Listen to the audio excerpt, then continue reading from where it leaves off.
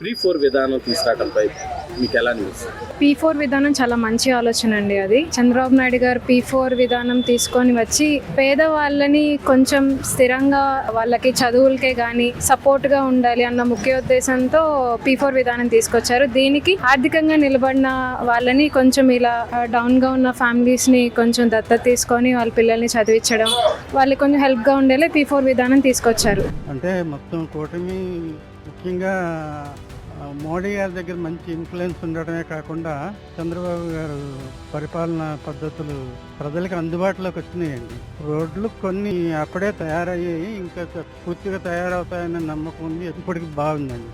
కొంచెం ఆలోచన పరులకు అందరికి కూడా చాలా ధైర్యంగా ఉండగలుగుతున్నారండి. జగన్ గారి పరిపాలనలోన కొంచెం రోడ్లు అవి వేయలేదు. మరి ఇప్పుడు ఈ గవర్నమెంట్ అయినా అన్నీ వేస్తారని ఆశతో ఓట్లు వేసాం. తర్వాత మాకు కూడా హౌస్లు ఇవ్వలేదు, ఏజెన్సీ హౌస్లు ఇస్తారని మేము ఎదురు చూస్తాం. పరిపాలన ప్రస్తుతానికి ఇప్పుడు నడుస్తుంది, మరి ఇంకా మంచిగా నడాలని కోరుకుంటున్నాం. రోడ్లు ఇంతకు ముందు కంటే బాగున్నాయి. గతం గొయ్యలతో ఉండేవి. లోకేష్ కష్టపడుతున్నా కానీ ఇంకా పిల్లలు అయితే ఒక లైఫ్కి రాలేదు. ఇస్తారనే నమ్మకంతో గెలిపించాము. ఆ జాబులు ఇస్తే మంచిదే, లేకపోతే గతంలో అయితే అడిగితే తొంతమైనట్టు ఉండేది. ఇప్పుడు మరి ఇంకా లేదు, మామూలుగా ఉంది.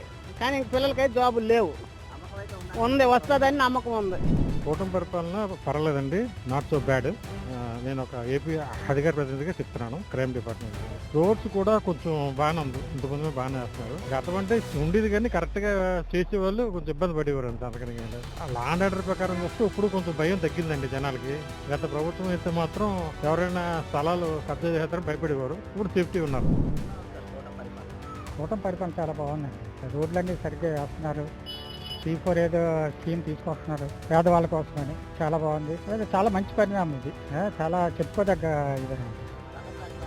గతంలో అంటే కొనుక్కోవాల్సి వచ్చేది, దొరికేది కాదు, కొరత ఎక్కువగా ఉండేది, ఖరీదు. కానీ ఇప్పుడు అట్లా కాదు కదా, చేస్తున్నారు కాబట్టి అన్ని ప్రాబ్లమ్స్ సాల్వ్ అయినట్టే. భవన నిర్మాణ కార్మికులకి మంచి పరిణామం.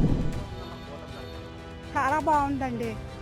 ముగ్గురు కలిసి అన్ని విధాలుగా అన్ని కూడా ఆలోచించుకుని ముగ్గురు కలిసి కట్టుగా చేస్తున్నారండి. బాగుంది. మాకందరికి ఇంకా ముందు వీళ్ళు ఇంకా బలపడాలి కాబట్టి అండి, తర్వాత బలపడిన తర్వాత ఇంకా బాగుంటుందని ఆశిస్తున్నాం. ఎప్పటికైనా మేము అందరం కూడా భీమవరంలో అందరూ కూడా చంద్రబాబు గారు అంటేనే ఆయన వస్తేనే బాగుంటుందని అనుకున్నారండి. అలాగే వచ్చేది మరి.